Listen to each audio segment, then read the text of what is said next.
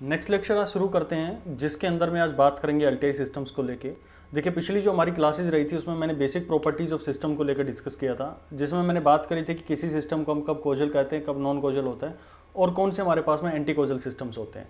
फिर हमने बात करी थी कि जो हमारे पास में स्टैटिक और डायनेमिक जो सिस्टम्स होते हैं। फिर हमने देखा कि किस तरह से आप टाइम वेरिएंट और वेरिएंट जो टाइम इनवेरिएंट सिस्टम्स होते हैं उनको डिफाइन करते हैं। और साथ ही साथ हमने कुछ बेसिक कंडीशंस देखी थी कि कैसे हम एक सिस्टम को लीनियर बोलते हैं, कि जो हमारे पास में सिस्टम होता है वो लीनियरिटी को कब फॉलो करेगा, जब उसकी दो सिचुएशन जो होती हैं वो फॉलो होनी चाहिए। पहली जिसके अंदर में हमने देखा था कि वो एक एडिटिविटी जो प्रॉपर्टी है उसको फॉलो करना चाहिए, साथ ही साथ वो जो होमोजेनिटी की प्रॉपर्टी है उन दोनों को फॉलो करता है। और उसके साथ साथ में हमने कुछ शॉर्ट ट्रिक्स भी वहाँ पर करवाई थी, जिसके थ्रू आप इजीली अपने जो ऑब्जेक्टिव क्वेश्चंस आते हैं उनको शॉर्ट ट्रिक के थ्रू वहाँ पर सोल्व कर पाते हैं। आज जो बात करेंगे उन सभी का एक निचोड़ होगा, उन्हीं सभी को जोड़ते हुए मैं यहाँ पर कहानी को आगे बढ़ाऊंगा और जिसको आप जानेंगे लीनियर टाइम इनवेरिएंट सिस्टम्स को लेके।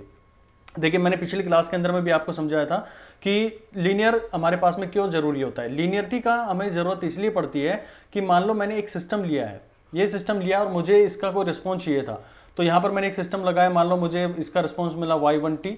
दूसरा मैंने सिस्टम लिया, सेम सिस्टम था जो यहाँ पर लगाया गया था और यहाँ से मुझे रिस्पॉन्स मिला, यहाँ पर मेरे को y2t मिलता है इसके, जब मैंने इसको इनपुट x2t दिया और यहाँ पर इसको इनपुट x1t दिया। अब देखिए, यहाँ पर जब आप देखेंगे तो यहाँ पर आपको दो अलग अलग जो सिस्टम्स थे वो यूज करने की जरूरत पड़ रही थी। लेकिन अगर ये लीनियरिटी को फॉलो करता है तो आप केवल एक सिस्टम का यूज करते हुए इन दोनों का आउटपुट जब बाहर निकलेगा तो दोनों का ऑलरेडी ये ऐड होकर आएगा। यानी कि y1t मेरे पास में ये आउटपुट आया था पहले से, y2t यहाँ पर इसका रिस्पॉन्स आया था और फाइनली मुझे इनको क्या करना पड़ रहा था, ऐड करना पड़ रहा था जो मेरा रिक्वायर्ड रिस्पॉन्स था। अब केवल और केवल एक सिस्टम का यूज करके अगर आप इन दोनों को ऐड कर पा रहे हैं, यानी कि आपने क्या कर लिया, अपनी कॉस्ट सेविंग कर ली है। यहाँ पर आप देखेंगे कि दो सिस्टम डिजाइन करने के लिए आपको ज्यादा पैसे लगाने पड़ते हैं, एक सिस्टम के थ्रू आप वो सेम रिस्पॉन्स ले पा रहे हैं। ये कब पॉसिबल हो पाए, जब आपका सिस्टम जो है वो लीनियरिटी को फॉलो कर रहा होता है। दूसरा मैंने कहा था कि टाइम इनवेरिएंट। टाइम इनवेरिएंट का मतलब ये होता है कि आपने एक सिस्टम लिया है और यहाँ पर आपने इनपुट दिया, मान लो उसको xt, इनपुट आपने xt दिया और यहाँ पर हमने कहा कि ये रिस्पॉन्स जो है सिस्टम से पास करेगा और यहाँ पर इसका आउटपुट जो yt निकलेगा। अब हमें क्या करना था कि इस आउटपुट के अंदर में भी मैं अगर डिले डाल दूं, यानी कि मैंने डिले डाल दिया तो यहाँ पर मेरे को जो आउटपुट मिल रहा था that will be equal to yt minus t naught, यानी कि पहले सिस्टम से पास किया और फिर मैंने उसके अंदर में डिले डाला तो मुझे आउटपुट ये मिला। अगर सिस्टम मेरे पास में जो टाइम इनवेरिएंसी को फॉलो करता है तो इसके अंदर में होगा क्या कि मान लो मैंने सिस्टम पहले जो सिग्नल था इसको मैंने डिले करवा दिया, यानी कि इसके अंदर में पहले इनपुट के अंदर में मैंने एक डिले डाल दिया, xt माइनस t नोट डाल दिया और फिर इसको हम सिस्टम से पास करवाते हैं। ये सिस्टम हो गया। जब यहां से बाहर निकलेगा, अगर यहां पर भी वो मेरे को सेम जो है टाइम डिले दे रहा है, यानी कि जो हमने इनपुट के अंदर में टाइम डिले प्रोवाइड किया था वो उसके आउटपुट के अंदर में रिफ्लेक्ट कर रहा है, तब हम कहेंगे कि वो टाइम इनवेरिएंसी को फॉलो कर रहा है, यानी कि वो सिग्नल जो है वो टाइम इनवेरिएंट है, यानी कि टाइम के साथ में वो चेंज नहीं हो रहा। आप चाहे उसके अंदर में 2 सेकंड का डिले डालो, 5 सेकंड का डिले डालो, वो सेम उसके आउटपुट के अंदर में रिफ्लेक्ट हो रहा है। तो इन्हीं चीजों को आगे बढ़ाते हैं हमारे लिए जो बहुत रिक्वायर्ड है। अगर आप एक इंडस्ट्री के अंदर में काम करने जा रहे हैं तो वहां पर आप देखेंगे कि आपको रिक्वायरमेंट क्या होगी, आपकी कंपनी क्या चाहती है, पैसे बचें और जो आप उसके अंदर में रिस्पॉन्स डालना चाह रहे हैं वो आप डिले के साथ में भी दें तो भी आपको मिले। तो हमें क्या जरूरत पड़ती है, लीनियर सिस्टम प्लस में टाइम इनवेरिएंट सिस्टम। बहुत इंपॉर्टेंट टॉपिक है आपके कॉम्पिटिटिव एग्जाम्स के लिए। तो एलटीआई सिस्टम के नाम से हम इनको जानते हैं। अब एलटीआई सिस्टम की क्या खूबसूरत बात होती है उसको अब समझते चलते हैं। तो पहली हेडिंग डालेंगे लाइन जो मेरे पास में linear time invariant system, LTI system की आप अपनी हेडिंग डालेंगे अपनी नोटबुक्स के में। अब यहां पर देखो कि मान लो मेरे पास में सिस्टम था, यहां पर हमने दिया एलटीआई सिस्टम, ये मैंने एलटीआई सिस्टम, आगे से एलटीआई लिखने का मतलब क्या होगा, आपके दिमाग के अंदर में तुरंत एक चीज क्लिक होनी चाहिए कि जो रिक्वायर मेरे को 5-6 सिस्टम लगा के मिल रही थी, मैं सेम एक सिस्टम से उसको यूज कर पा रहा हूं। दूसरा, यहां पर टाइम इनवेरिएंट जब भी आगे लिखा जाता है तो इसका मतलब होगा कि जो मैं इनपुट में डिले डालूंगा वही मुझे उसके आउटपुट में मिलेगा। ठीक है, तो यहां पर आपने इनपुट दिया, इसके अंदर में लेट अस सपोज xt यहां पर इनपुट दे दिया है और यहां पर जो आउटपुट मिलेगा that will be equal to yt, यहां पर हम इसको जानते हैं। अब देखो, दो कहानियां यहां पर समझने की कोशिश करना। एक होता है मेरे पास में जो इंपल्स रिस्पॉन्स होता है और एक होता है मेरे पास में ट्रांसफर फंक्शन। दोनों को समझेंगे। देखो, पहली जो कहानी होती है जिसको हम रिप्रेजेंट करते हैं ht से, अब ये ht क्या होता है, और दूसरा मैं इसको रिप्रेजेंट करूंगा h ओमेगा से, या फिर हम इसको रिप्रेजेंट करेंगे hs से। अब ये दोनों चीजें होती क्या है, देखो एक चीज तो आपको ये समझ में आनी चाहिए कि डोमेन होता क्या है। एक होती है, 3 तरह की डोमेन हम पढ़ते हैं। एक होता है मेरे पास में टाइम डोमेन, दूसरा होता है मेरे पास में फ्रीक्वेंसी डोमेन और तीसरा मेरे पास में ओमेगा डोमेन, यानी कि एंगुलर फ्रीक्वेंसी डोमेन से आप पढ़ते हैं। टाइम डोमेन का मतलब ये होता है कि कोई भी सिग्नल है, मान लो ये मेरे पास में सिग्नल है, ये चला और ये 1 सेकंड पे यहां पर था, 2 सेकंड, 3 सेकंड, 4 सेकंड, 5 सेकंड, ये अलग अलग टाइम के ऊपर में मैंने उसको ऑब्जर्व किया, तो हर पॉइंट के ऊपर में, हर टाइम के ऊपर में उसकी वैल्यू कुछ ना कुछ आ रही थी। यहां पर हमने देखा कि 1 सेकंड के ऊपर में उसका एम्पलीट्यूड ये था, 2 सेकंड पे देखा तो ये एम्पलीट्यूड आ रहा है, 3 सेकंड पे देखा तो 0 के आसपास एम्पलीट्यूड आ रहा है, 4 पे देखा तो ये एम्पलीट्यूड आ रहा है, उसका नेगेटिव में आ रहा है। यानी कि मैं इसके एम्पलीट्यूड को, ध्यान से सुनना इस पॉइंट को, कि मैं इसके एम्पलीट्यूड को चेक कर रहा हूं, किसके साथ में, इसकी फ्रीक्वेंसी, सॉरी इसके टाइम के साथ में। यानी कि टाइम जैसे जैसे बीतता जा रहा है, मैंने 1 सेकंड पे इसके एम्पलीट्यूड को चेक किया, 2 सेकंड पे इसके एम्पलीट्यूड को चेक किया, 3 सेकंड पे इसके एम्पलीट्यूड को चेक किया, तो यहां पर आप देख पा रहे हैं कि मैं इसका टाइम जब भी चेंज कर रहे हैं तो हम उसकी बेसिकली किस क्वालिटी को डिफाइन कर रहे हैं, टाइम के साथ में हम उसके एम्पलीट्यूड को यहां पर डिफाइन करते हैं। जैसे यहां पर आप लोगों ने देख लिया इसके अंदर में। तो अगर ऐसी कोई भी कहानी होती है जिसके अंदर में हम टाइम डोमेन की बात करें, तो टाइम डोमेन के अंदर में बेसिकली आप बात करते हैं उसके एम्पलीट्यूड को लेकर। अब बात करें फ्रीक्वेंसी को लेकर, तो फ्रीक्वेंसी होती क्या है, पहले तो ये चीज समझनी चाहिए कि फ्रीक्वेंसी होती क्या है। तो फ्रीक्वेंसी का मतलब होता है कि कोई भी सिग्नल है, कोई भी आपने वाइब्रेशन किया, कुछ भी आपने किया है, वो 1 सेकंड के अंदर में कितनी नंबर ऑफ साइकिल्स कंप्लीट कर रहा है। अब ये साइकिल्स क्या होती है, इसका मतलब होता है कि पॉजिटिव गया, फिर नेगेटिव गया, फिर पॉजिटिव गया और एक नेगेटिव गया। यानी कि यहां पर आप देख पा रहे हैं कि एक क्रस्ट बन रहा है, एक मेरे पास में ट्रफ बन रहा है, एक क्रस्ट बना और एक मेरे पास में ट्रफ बना। तो एक साइकिल मिलकर एक अपने पास में क्या करेगा, कंप्लीट साइकिल होगी, ये दूसरी कंप्लीट साइकिल होगी। यानी कि क्रस्ट और एक मेरे पास में ट्रफ मिलकर एक कंप्लीट साइकिल को डेवलप करते हैं। तो यहां पर आपने देखा कि लेट अस सपोज ये टाइम था मेरे पास में 1 सेकंड, हम एक सेकंड के अंदर में किसी की फ्रीक्वेंसी को डिफाइन करते हैं। तो यहां पर नंबर ऑफ जो साइकिल्स हैं कितनी कंप्लीट हुई है, तो आपने देखा जी ये तो मेरे पास में 2 साइकिल कंप्लीट हुई है। यानी कि इस सिग्नल की कितनी फ्रीक्वेंसी होगी, जिसको आप रिप्रेजेंट करेंगे 2 हर्ट्ज के नाम से इसको रिप्रेजेंट कर सकते हैं, क्योंकि 2 सेकंड, 1 सेकंड के अंदर में इसने कितनी नंबर ऑफ साइकिल्स कंप्लीट करी है, 2 करी है। तो ये बेसिकली हम इसके अंदर में कर क्या रहे हैं, जब भी हम फ्रीक्वेंसी डोमेन की बात कर रहे होते हैं तो हम उसकी ये देखते हैं कि उसके अंदर में कितनी नंबर ऑफ साइकिल्स कंप्लीट हो गई है। अब किसी के दिमाग में आया जी नहीं ऐसे करके दिखाओ मेरे को कि 1 साइकिल, 2 साइकिल, 3 साइकिल और ये आधी साइकिल हो गई है। यानी कि मैंने कहा कि ये 1 सेकंड था, 1 सेकंड के अंदर में मेरे को बताओ कितनी फ्रीक्वेंसी है। तो आपने कैलकुलेट किया जी 1 साइकिल, 2, 3 और ये हाफ, यानी कि यहां पर इसकी फ्रीक्वेंसी में क्या लिखूंगा, 3.5 हर्ट्ज लिखूंगा। मुझे इसके एम्पलीट्यूड से मतलब नहीं है, मुझे यहां पर मतलब होता है कि इसने कितनी नंबर ऑफ साइकिल्स यहां पर कंप्लीट करी है। तो यहां पर इसने करी 3.5 हर्ट्ज, 3.5 साइकिल्स कंप्लीट करी हैं, तो आप इसकी फ्रीक्वेंसी को रिप्रेजेंट करेंगे 3.5 हर्ट्ज के नाम से। यहां पर इसने 2 साइकिल कंप्लीट करी,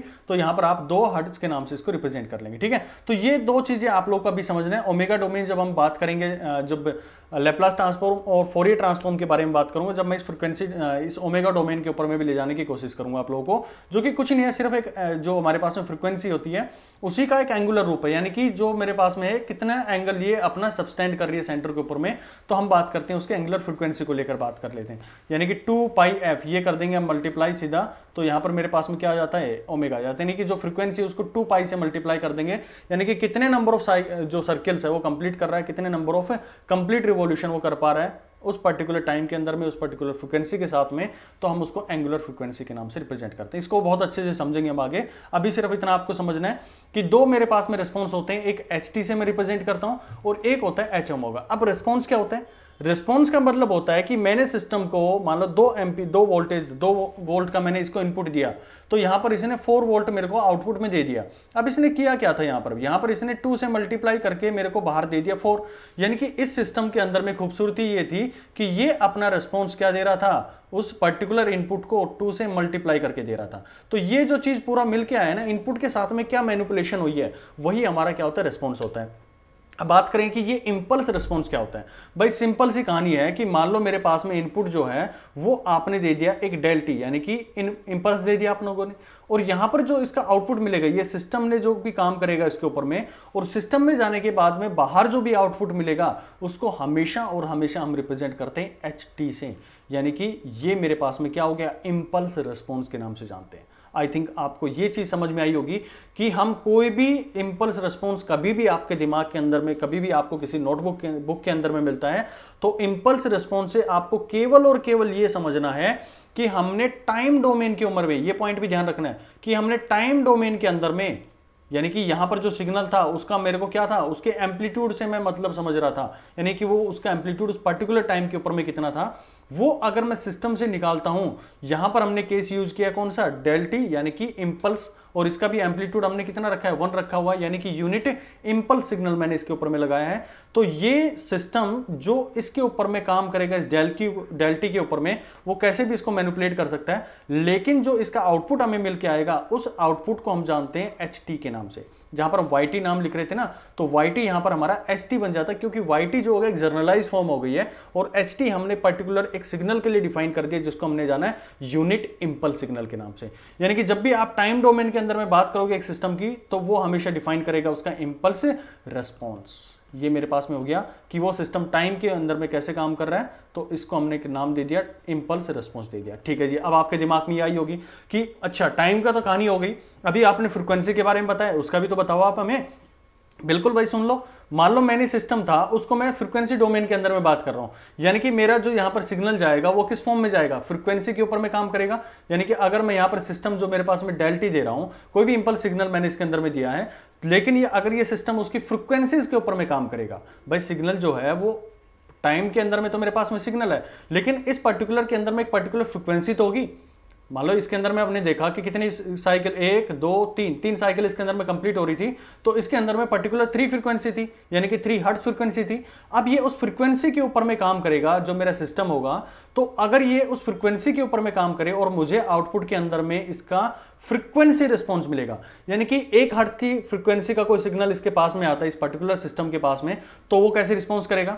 2 हर्ट्ज फ्रीक्वेंसी का सिग्नल मेरे पास में आ रहा है, तो कैसे रिस्पॉन्स करेगा। 3 हर्ट्ज फ्रीक्वेंसी का सिग्नल इसके पास में आ रहा है, तो कैसे रिस्पॉन्स करेगा।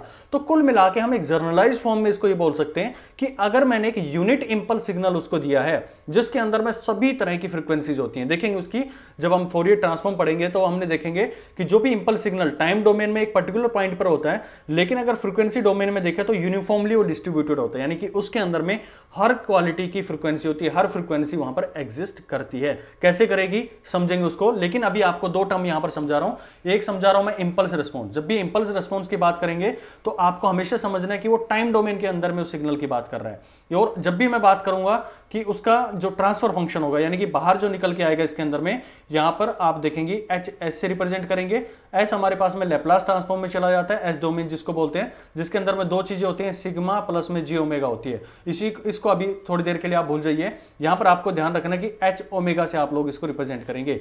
यानी आप ये समझ सकते हैं कि जब भी मैं फ्रीक्वेंसी डोमेन के अंदर में बात कर रहा हूं किसी भी रिस्पॉन्स की, किसी भी आउटपुट की, तो वहां पर आप इसको जानेंगे ट्रांसफर फंक्शन के नाम से।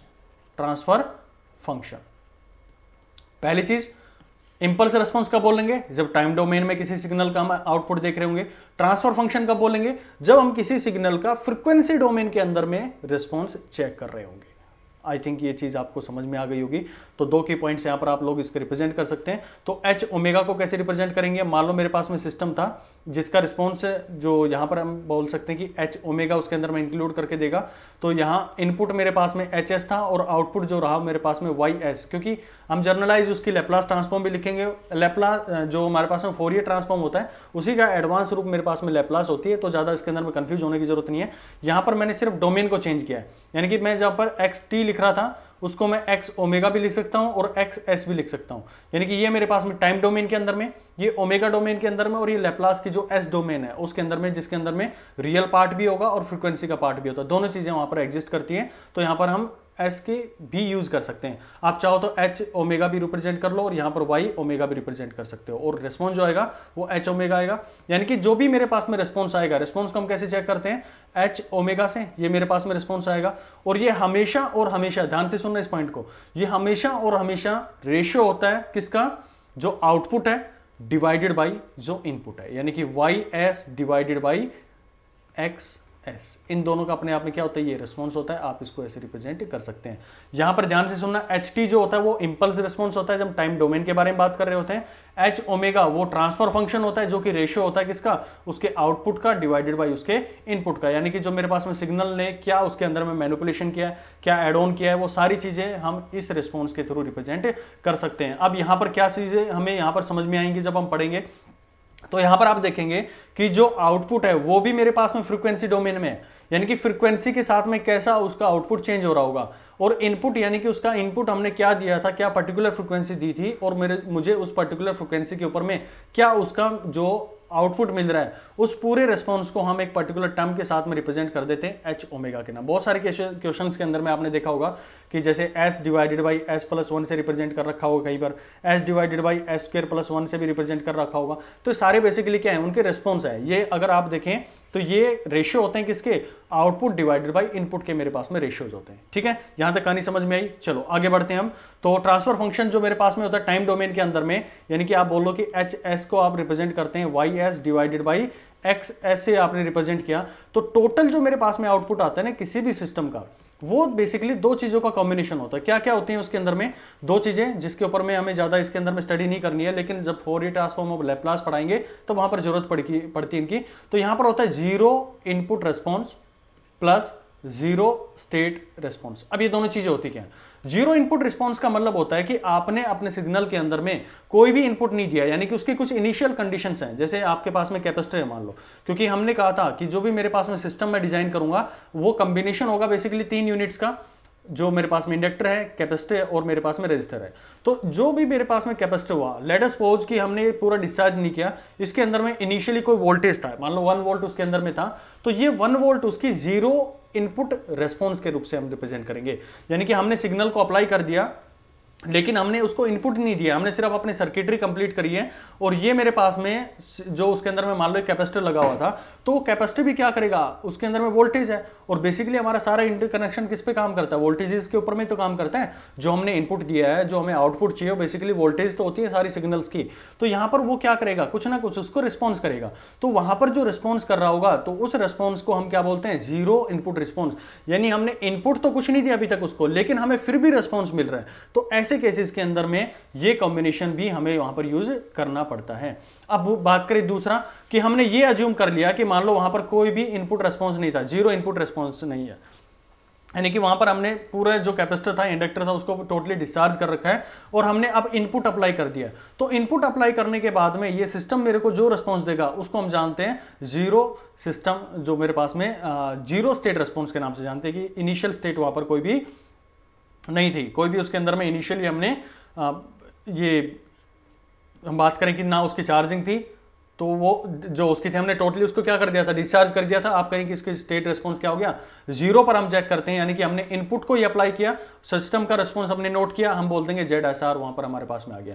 तो कभी भी जब भी आपको रिप्रेजेंट करने के लिए बोला जाए कोई भी सिस्टम का रिस्पॉन्स, तो हमेशा और हमेशा वो कॉम्बिनेशन होता है दो चीजों का, जीरो इनपुट रिस्पॉन्स का और जीरो स्टेट रिस्पॉन्स का। आई होप आपको ये चीज समझ आई होगी कि कैसे हम इनपुट रिस्पॉन्स जीरो रख के चेक कर लेते हैं, यानी कि कुछ ना कुछ हमारे पास में इंडक्टर या कैपेसिटर आए हुए हैं, उनका कुछ ना कुछ वहां पर चार्जिंग रहा होगा, जिसकी वजह से वहां पर वो आउटपुट रिस्पॉन्स को चेंज कर रहा है। चलिए अब आगे बढ़ते हैं, हम एक बहुत इंपॉर्टेंट टर्म को लेकर चल रहे हैं। लेकिन जब हम बात करते हैं लीनियरिटी और इनके अंदर में, तो जो हमारे पास में इनिशियल कंडीशंस होती हैं, ये तो एक कंसेप्ट होता है कि वहां पर सिस्टम का रिस्पॉन्स है उसको हम चेक कर, टोटल आउटपुट जो होता है वो दोनों का कॉम्बिनेशन जरूर होता है।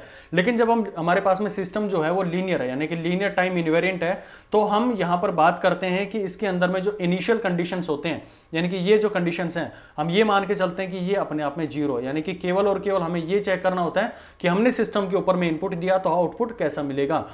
होता है उसके अंदर में ये भी है, जीरो इनपुट रिस्पॉन्स भी होता है, लेकिन हम उसको अपनी कैलकुलेशन से इजी बनाने के लिए, लीनियरिटी को डिफाइन करने के लिए इन कंडीशंस को जीरो मान लेते हैं और केवल उसका रिस्पॉन्स चेक करते हैं। कब, जब मेरे पास में जीरो स्टेट रिस्पॉन्स है, यानी कि जब मैंने केवल और केवल उसके ऊपर में इनपुट अप्लाई किया है। ठीक है, चलिए नेक्स्ट हम बात करते हैं बहुत इंपॉर्टेंट टर्म जिसको आपने यहां पर जाना है कन्वोल्यूशन के नाम से। क्या होती है कन्वोल्यूशन, देखते हैं उसको। तो नेक्स्ट हेडिंग हम डालेंगे जिसका नाम है कन्वोल्यूशन। देखिए कन्वोल्यूशन, ये मान के चलो कि आपका चाहे कम्युनिकेशन सिस्टम हो चाहे आपका सिग्नल सिस्टम हो, दोनों की ये मानो जान है ये। अब कैसे हमें इनके बारे में समझना है, क्या इनका मेन उद्देश्य होता है समझने का। देखो जब भी हम बात करते हैं कन्वोल्यूशन को लेके, तो कन्वोल्यूशन का एक चीज अपने दिमाग के अंदर में सेट कर लेना कि कन्वोल्यूशन जो है वो हमें बताती है कि दो चीजों के अंदर में या दो सिग्नल्स के अंदर में कितनी सिमिलरिटी है, क्या है उनके अंदर में कितनी सिमिलरिटी है। अब ये कैसे हमें फाइंड आउट करना है, कैसे इसको हम रिप्रेजेंट करते हैं, तो वो रिप्रेजेंटेशन यहां पर आप समझेंगे कि जब भी हमारे पास में कन्वोल्यूशन होता है तो कन्वोल्यूशन हम यूज करते हैं। मान लो मेरे पास में सिस्टम था जिसका रिस्पांस था LTI, जो सिस्टम मैं यहां पर यूज कर रहा हूं, आउटपुट इसका YT मेरे पास में आ रहा है और इनपुट मान लो मैंने इसके अंदर में XT दिया हुआ है, और इसका जो रिस्पॉन्स रहा है यहां पर, इसका रिस्पॉन्स रहा है HT के नाम से आप जानते हैं, और HT को मैंने बताया था कि जब भी हम टाइम डोमेन के अंदर में बात कर रहे हैं तो इसको हम जानते हैं क्या, इम्पल्स रिस्पॉन्स के नाम से। ये चीज़ आपको समझ में आई। अच्छा जी, अब यहाँ पर कन्वोल्यूशन करता क्या है? कन्वोल्यूशन बेसिकली करता क्या है, जो भी इनपुट है मेरे पास में उसको इस रिस्पॉन्स के साथ में चेक करता है और उसके बीच में एक सिमिलरिटी डिफाइन करने की कोशिश करता है कि मेरे पास में उसको कैसे इंप्रूव करना है, क्या सिग्नल के अंदर में क्या आ रहा है। कन्वोल्व करने की बात करें तो इन दोनों के अंदर में हम इन सिग्नल को, एक को मैं एज इट इज रखूंगा और दूसरे को मैं टाइम शिफ्ट करता हुआ चलूंगा। जैसे जैसे हम टाइम शिफ्टिंग करते चलेंगे तो मैं पर्टिकुलर एरिया के अंदर में ये देखूंगा कि कितनी उसके अंदर में सिमिलरिटी आ गई। जैसे यहाँ पर बात करूं कि ये मान लो मेरे पास में सिग्नल है और ये दूसरा सिग्नल है यहाँ पर, ये मेरे पास में इस तरह से। अच्छा जी, अब यहाँ पर देखेंगे तो आप इन दोनों को मल्टीप्लाई करके देखेंगे, इनके अंदर एरिया लगा के देखेंगे तो लगभग दोनों हमारे पास में क्या हो गए, सिमिलर है। लेकिन मैं क्या करूँ, इस सिग्नल को, नीचे वाले सिग्नल को अभी क्या करें, थोड़ा सा आगे कर देते हैं, यानी कि इसको शिफ्ट कर दिया और ये सिग्नल यहाँ से शुरू हो रहा है भाई, ये यहाँ से शुरू हो रहा है। तो इस पर्टिकुलर एरिया में जो ये था, इस एरिया में तो कोई भी इसके अंदर में सिमिलरिटी नहीं आएगी। लेकिन यहाँ पर आप देखोगे तो कुछ एरिया इसका जो है एक दूसरे के नीचे आ रहा है, यानी कि एक दूसरे के ये क्या हो रहा है, सिमिलर हो रहा है। तो बेसिकली यही करते हैं कि एक सिग्नल मेरे पास में एज इट इज रखेंगे और दूसरे सिग्नल को हम टाइम शिफ्ट करते चलेंगे, थोड़ा उसको आगे की शिफ्ट करते चलेंगे और दोनों के बीच में सिमिलरिटी फाइंड आउट करने की कोशिश करेंगे। सिमिलरिटी का मतलब होता है कि उनके अंडर कितना एरिया कवर हो जाएगा। तो यहां पर आप देखेंगे कि दोनों को जब आप यहां पर कैलकुलेट करेंगे तो वो एरिया कैलकुलेट करेंगे। तो इसको रिप्रेजेंट करने का तरीका कैसे होता है, तो रिप्रेजेंट करने का तरीका होता है कॉन्वोल्यूशन को जब भी आप देखेंगे तो कॉन्वोल्यूशन को हमेशा रिप्रेजेंट किया जाता है YT, यानी उसका जो आउटपुट रेस्पॉन्स आएगा that will be equal to XT, जो मेरे पास में सिग्नल है, इनपुट सिग्नल है। और ये कॉन्वोल्यूशन का एक सिंबल होता है, स्टार आप लोग बनाते हैं इसके अंदर में और यहां पर इसको मल्टीप्लाई करवा देते हैं, सॉरी मल्टीप्लाई नहीं, कॉन्वोल्यूशन। बेसिकली देखो दो चीजें होती हैं, एक मैं ये लिखूं XT.HT ये, और यहां पर मैं XT और यहां पर स्टार बना दूं और यहां पर HT मल्टीप्लाई कर दें, तो इसका मतलब है कि कॉन्वोल्यूशन और यहां पर मतलब है इसका मल्टीप्लिकेशन। अब ये मैंने कहानी बताई आपको कि ये कॉन्वोल्यूशन जो होता है वो दो सिग्नल्स के बीच में सिमिलरिटी को डिफाइन करता है, यानी कि दोनों सिमिलरिटी के अंडर में कितना एरिया कवर हो रहा है। दोनों सिग्नल जब हमने एक को आगे शिफ्ट करते हुए चले तो उनके अंडर में कितना एरिया आ रहा है, यानी कि उनके बीच में सिमिलरिटी होगी तभी तो वहां पर एरिया कवर हो पाएगा। तो यहां इसके रिस्पॉन्स को हम रिप्रेजेंट करते हैं YT से, YT that will be equal to, अगर इस फॉर्म को मैं लिखना चाहूँ मल्टीप्लीकेशन की फॉर्म में, that can be written as integration -∞ to t, उस पर्टिकुलर टाइम तक जहां तक हमने उसको क्या किया है, शिफ्ट किया है, और अंदर इसके अंदर में चला जाता है एस टाउ, जो डोमेन है टाइम से मेरे पास में टाउ में चली जाती है। इसको हम चेंज कर देते हैं, आप t भी रख सकते हो, लेकिन हम अपनी सॉल्यूशन के लिए, अपने इजीनेस के लिए यहाँ पर इसको टाउ डोमेन के अंदर में रख लेते हैं। यहाँ पर आपके पास में आएगा H हमने लिख दिया ऑलरेडी, यानी कि जो इंपल्स रिस्पॉन्स था उसको मैं एज इट इज रख रहा हूँ, मैं अपने टाइम जो सिग्नल है उसको मूव करवा रहा हूँ, उसको थोड़ा सा चेंज करवा रहा हूँ, उसको टाइम डोमेन के अंदर में चेंज करवाने की कोशिश कर रहे हैं, टाइम डोमेन में उसको शिफ्ट करवाने की कोशिश कर रहे हैं। तो यहाँ पर आप लिख सकते हैं XT माइनस टाउ, और ये मेरे पास में कौन से फ्रेम में आ जाएगा, डी टाउ फ्रेम के अंदर में आ जाएगा, यानी कि डी टाउ के रिस्पेक्ट में आप इसको इंटीग्रेट करेंगे। तो ये हम रिप्रेजेंट करते हैं कि कॉन्वोल्यूशन का जो मैथमेटिकल रिप्रेजेंटेशन होता है। ये तो हमने क्या हुआ, उसको जर्नलाइज फॉर्म में लिख दिया कि भाई जब भी आपको दो सिग्नल्स के बीच में लिखना है, किसी ने कहा जी नहीं AT और BT के बीच में कॉन्वोल करना है, BT को कॉन्वोल करके दिखाओ, तो कुछ नहीं, सिंपल क्या करना है, AT BT कॉन्वोल AT कर दो, या किसी को भी आप आगे लिख सकते हैं। और जिसका भी आपको अगर इसकी कन्वोल्यूशन मैथमेटिकल कैलकुलेशन करनी हो तो इंटीग्रेट करो -∞ से t टाइम तक, और किसी भी एक सिग्नल को आप एज इट इज रख लो। मान लो मैंने AT को रख दिया और इसकी डोमेन हम A टाउ रख लेंगे, जब क्वेश्चंस करेंगे और क्लियरिटी आ जाएगी कि टाउ कैसे मानेंगे और कैसे हम इसको सोल्व करेंगे। तो BT माइनस टाउ ये आप लोग कर देंगे, डी टाउ के रिस्पेक्ट में इसको हम इंटीग्रेट कर देंगे। तो यहाँ पर बेसिकली हम क्या रहे, एक सिग्नल को एज इट इज रखा, दूसरे को हम आगे शिफ्ट करते चलते हैं और उनके बीच में जो सिमिलरिटी आई है, यानी कि उनके अंडर में जितना एरिया कवर हुआ है उसको हम कैलकुलेशन कर लेते हैं। यही हमारा कन्वोल्यूशन होता है। आई थिंक ये चीज़ समझ आएगी। जो कन्वोल्यूशन का आज तक आप लोगों के दिमाग के अंदर में एक फोबिया बना हुआ था कि कन्वोल्यूशन आखिर होता क्या, तो वो सारी चीज़ें यहाँ से आएगी। फिर हम बात करेंगे कोरिलेशन को भी लेकर बात करेंगे, लेकिन मोटा मोटी अगर मैं बताऊँ तो वो बेसिकली एक को शिफ्ट करवाते हैं, उनके बीच में अंडर एरिया जो आ रहा है उसको आप चेक करते चलो, वही आपका कन्वोल्यूशन आ जाएगा। अब इस कन्वोल्यूशन के बेसिस पे हमने सारी चीज़ें पढ़ ली हैं कि जो LTI सिस्टम है, LTI सिस्टम जो मेरे पास में यूज़ करता है लीनियर टाइम इन्वेरिएंट सिस्टम है, इसकी स्टेबिलिटी को कैसे डिफाइन करेंगे। यानी कि अगर सिस्टम जो हमने प्रॉपर्टीज़ मैंने पढ़ाई थी पिछले क्लासेस के अंदर में, जो बेसिक्स था आपका कि कोई भी सिस्टम स्टैटिक कब कहलाएगा, LTI सिस्टम बहुत इंपॉर्टेंट क्वेश्चंस आते हैं इसके अंदर से।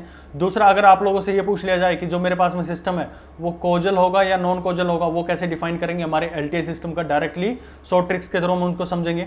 तीसरा जो मेरे पास में आता है कि मेरे पास जो सिस्टम है वो स्टेबल होगा या अनस्टेबल होगा, ये होगा। चौथी चीज़ हमें देखने की जरूरत क्यों नहीं पड़ती, क्योंकि सिस्टम हमारे पास में ऑलरेडी लीनियर है। पांचवी चीज़, टाइम इनवेरिएंट ऑलरेडी हमारे पास में, तो हमें केवल और केवल 3 चीज़ें चेक करनी है कि सिस्टम मेरे पास में स्टैटिक है, कोजल है या फिर स्टेबल है। 3 चीज़ों के ऊपर मैं काम करेंगे नेक्स्ट लेक्चर के अंदर में। ये लेक्चर यहीं खत्म करता हूँ। अगली क्लास के अंदर में आप जो भी होगा पीछे तक की एक बार क्लास रिवाइज जरूर कर लेना, क्योंकि इन 3 चीज़ों के ऊपर में पढ़ना बहुत ज़रूरी है। आपका जो बेस अभी तक जितने भी हमारे 11 लेक्चर आ चुके हैं वो सारा का सारा मेरा खेल यहाँ पर ले जाने का था। जितने भी मैंने बेसिक्स आपके करवाए हैं वो सारा आपको यहाँ तक ले जाने के लिए है। ये सारी चीज़ें वहाँ पर आपको डिफाइन करनी पड़ेंगी। उन सभी का जो मैंने कहा था ना कि किसी भी चीज़ का कोई शॉर्टकट नहीं होता है, हमेशा आपको एक लॉन्ग कट मेथड से जाना पड़ता है। लॉन्ग मेथड जो उसका है उसको आप एक सिस्टमेटिक वे में अगर अच्छे से समझ पाते हैं तो वहीं से हमारे शॉर्टकट डेवलप हो जाते हैं। तो आप देखेंगे कि जितनी भी क्लासेस पिछली ली हैं, यहाँ पर जब मैं स्टैटिक, कोजल और स्टेबिलिटी के बारे में बात करूंगा एक एलटीआई सिस्टम को लेकर, तो आप इजीली उनको देखते ही क्रैक कर पाएंगे, इजीली उनको टिक कर पाएंगे। ठीक है, मिलते हैं फिर नेक्स्ट लेक्चर के अंदर में। Thank you for watching.